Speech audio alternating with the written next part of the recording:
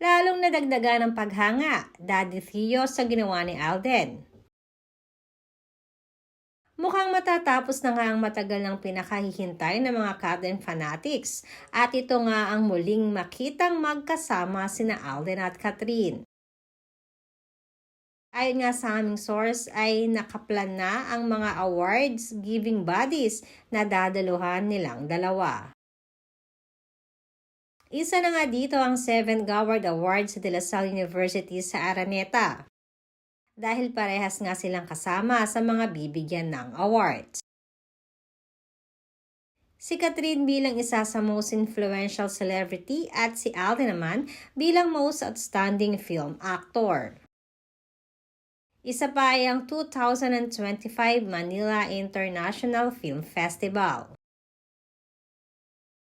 At ang ilan pang mga parangal na naka-line up pero wala pang certain dates kaya hindi pa ito makuhang ma-release in public. Samantalang lalo namang napakaraming Alden fanatics ang humanga kay Alden kahapon na mag-open up ang binata sa kanyang pagiging mise na aksyon pagkatapos ng movie nila ni Catherine Bernardo. Hindi naman lingid sa kalaman nating lahat na mayapa ang lolo ni Alden. At ito talaga ang sinabi niyang pinakamalaking dahilan kaya siya hindi nagpaparamdam sa social media.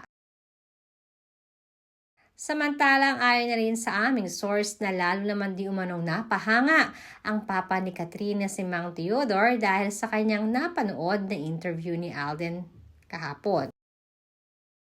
Kaya pagbibiro pa nito na napakaswerte din di umano nang talagang magiging future Mrs. Pokerson dahil sa mga katagiang ito ni Alden Richards.